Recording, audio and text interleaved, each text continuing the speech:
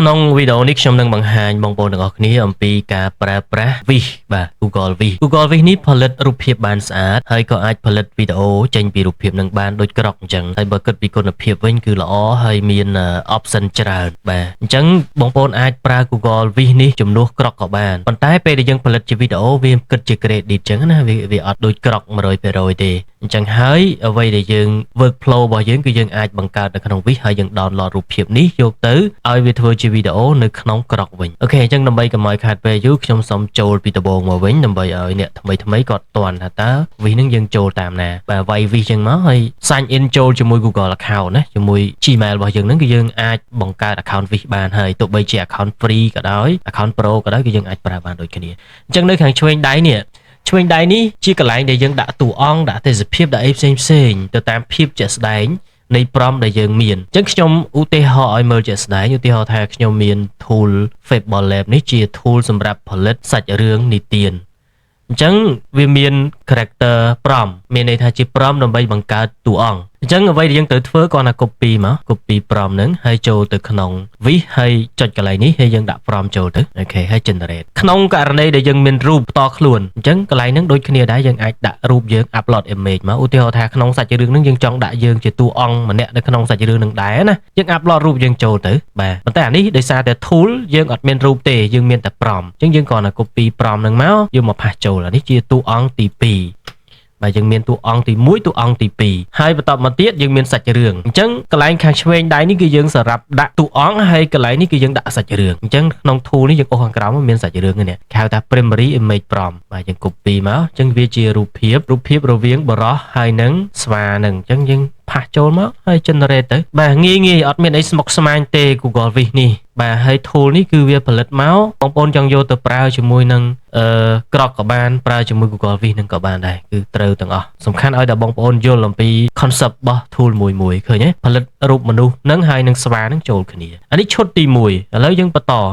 ឈុតទី2អូមកក្រោមមកហើយ copy image ហ្នឹងទៅហើយមកផាសចូលមកអូខេហើយកន្លែងខ្លះទៀតវាមានគេហៅថា alternative មានន័យថាម៉េចមានន័យថាយើងមាន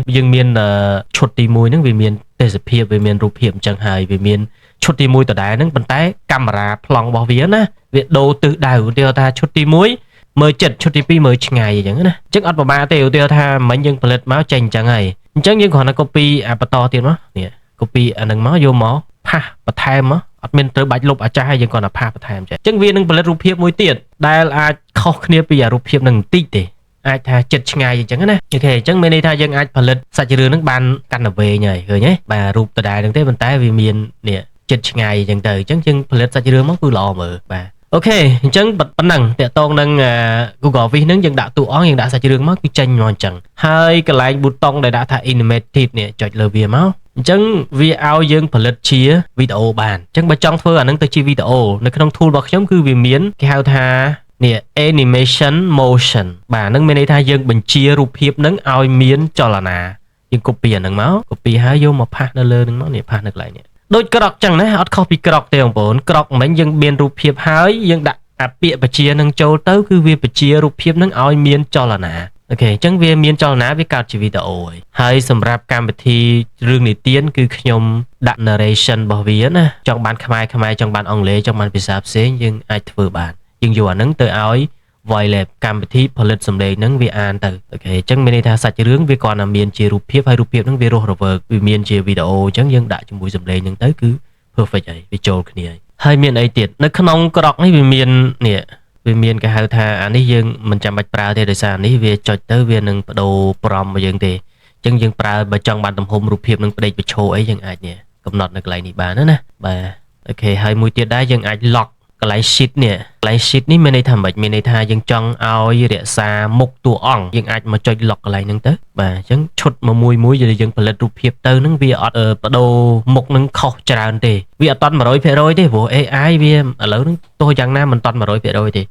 យើងអាច option នេះនោះបន្ថែមទៀតទៅវាជួយឲ្យការផលិតរូបរបស់យើងហ្នឹងវាស្អាតវារក្សាមុខបានគ្រប់ឈុតអត់ខុសគ្នាណាអូខេអញ្ចឹងយើងមកចាក់មើលនេះ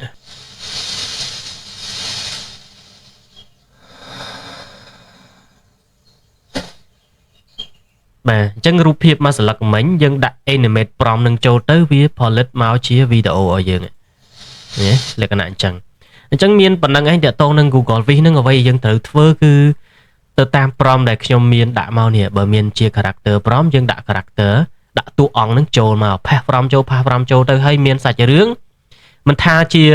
tool បង្កើត MV tool បង្កើតតុក្កតា tool បង្កើតភាពយន្តអីផ្សេងៗទេគឺលំនាំដែលខ្ញុំផលិតមកគឺតែមួយទេ